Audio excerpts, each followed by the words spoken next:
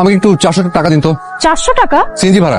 CNG ভাড়া মানে? আরে আপনার লাগেজে নিয়ে তো সিএনজি নিয়ে আপনার খোঁজে এলাম। আমার লাগেজ মানে? এই যে এটা আমার লাগেজ আপনাকে কে বললো?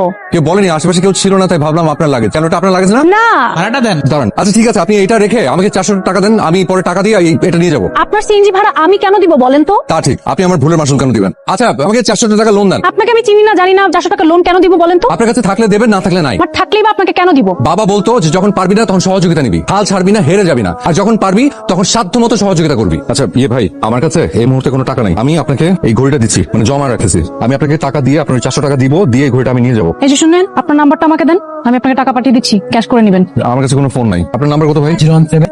ঠিক আছে ভাই, আপনি যেতে পারেন। লাগেজটা নিয়ে এখন কি করবো বলেন তো? আপনি লাগেজটা নিয়ে কি করবেন সেটা আমার দেখার বিষয় না। আসসালামু আলাইকুম। ওয়ালাইকুম আসসালাম। তোমাকে চিনতে পারছি। মানে অন্য একজনের উপকার করতে সে নিজেই বিপদের মধ্যে পড়ে গেছে, এটা কেউ বিশ্বাসও করছে না। কিসের কি কর? সকাল থেকে শুধু পানি, কোনো নাস্তা করিনি, পকেটে নট সিঙ্গেল টাকা। খাবার ব্যবস্থা করতো। গেটের ভেতর বসেন।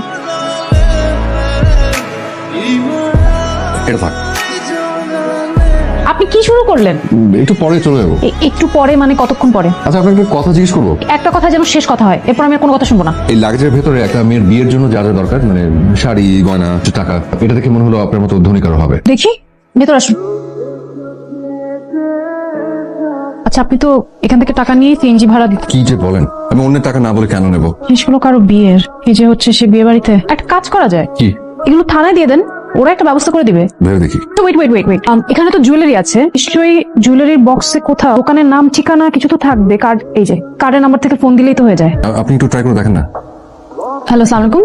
জি আচ্ছা, আপনাদের এখান থেকে হাবিবুর রহমান নামে একজন 7 তারিখে একটা গয়না নিয়েছিল। হ্যাঁ, আপনি একটু রিসিটটা চেক করে জানান না। জি জি, আমাকে একটু ওনাদের অ্যাড্রেসটা একটু মেল করবেন please. Thank you so much, thank you. ঠিকানা পাওয়া গেছে, আচ্ছা আমি আপনাকে লিখে দিচ্ছি, আপনি নিয়ে যান। আপনি আমার সাথে চলুন না, মানে আমার কাছে আসলে ভাড়াটার কিছু নেই। আপনি আচ্ছা ঠিক আছে, আমি হয়তো সেই মানুষটা আপনার মতো কেউ একজন, হয়তো অপেক্ষা করতে করতে বিয়ের আনন্দ বাদ দিয়ে অস্থির